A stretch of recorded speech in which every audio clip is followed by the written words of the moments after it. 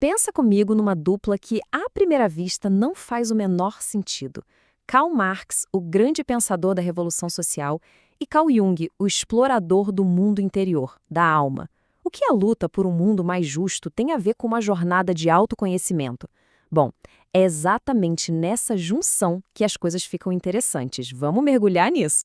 Olha só o contraste. De um lado, Marx, totalmente focado no mundo exterior, nas estruturas materiais e sociais que nos definem.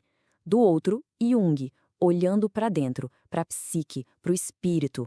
Parece que eles estão em direções opostas, né? Mas o objetivo final dos dois era o mesmo, o florescimento humano.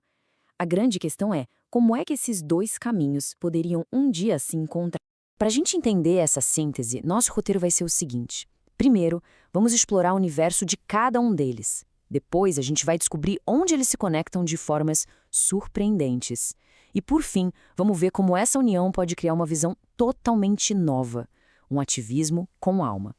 E eu sei, parece uma parceria improvável, mas tanto Marx quanto Jung tinham uma missão em comum. Eles queriam cavar fundo para revelar as camadas invisíveis da realidade e, com isso, curar a humanidade. Só que um olhou para fora, para as estruturas da sociedade, e o outro olhou para dentro, para as profundezas da nossa mente. Ok, vamos começar com o mundo do Karl Marx. A grande sacada dele foi analisar como as estruturas materiais e sociais governam as nossas vidas, muitas vezes de um jeito que a gente nem percebe. O conceito central dele é esse aqui. Pensa numa casa.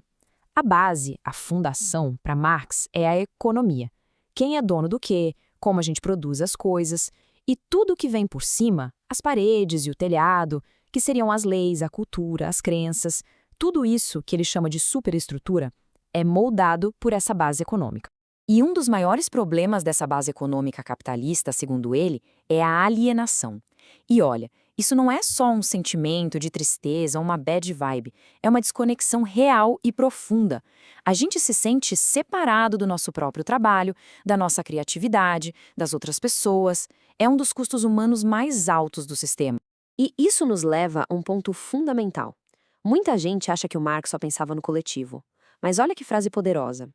Para ele, a sociedade ideal seria uma em que a liberdade de cada pessoa é a condição para a liberdade de todo mundo. Ou seja, a visão dele, no fundo, era profundamente humanista.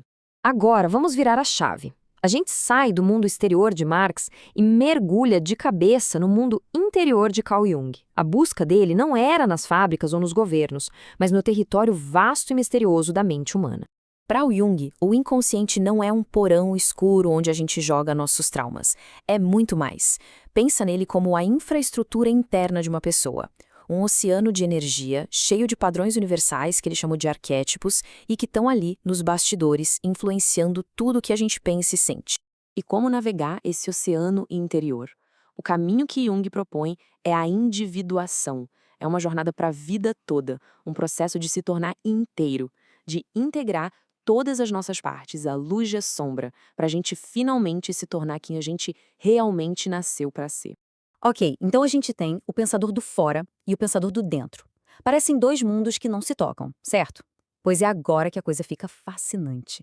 Onde é que Cal e Cal se encontram? Acredite, a ponte entre eles é bem mais forte do que parece. Ouve só essa frase. Poderia tranquilamente ser do Marx, não é? Mas foi o Jung quem escreveu. Ele tinha uma clareza impressionante sobre os efeitos desumanos do trabalho industrial.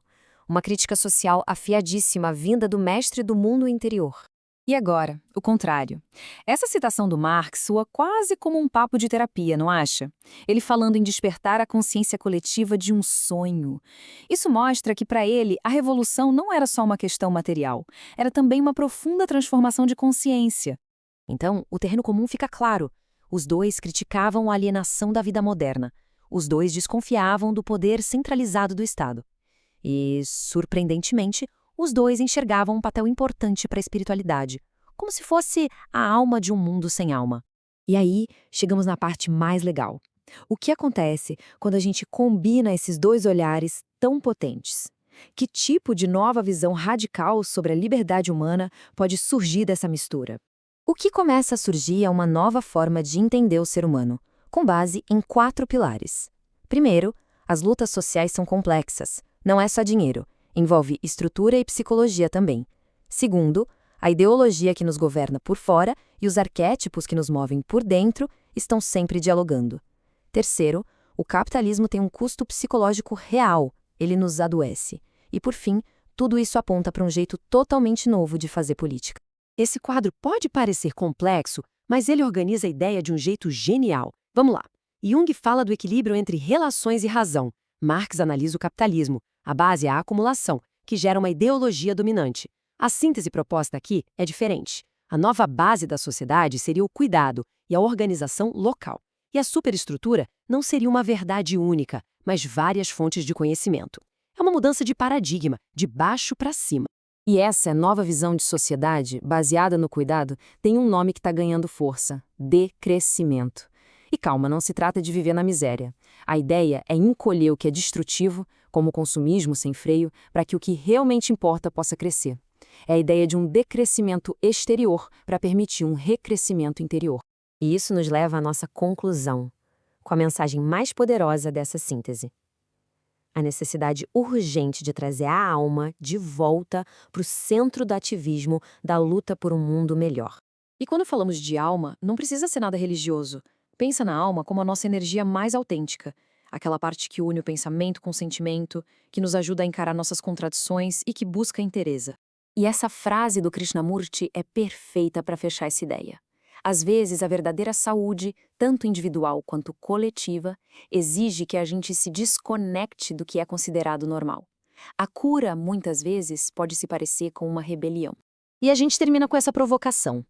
Juntar CAR com CAR, a revolução externa com a jornada interna, nos deixa com essa reflexão. Para mudar o mundo de verdade, será que não precisamos ao mesmo tempo mudar a nós mesmos? Talvez a grande revolução seja justamente essa, a que consegue unir o que está dentro com o que está fora.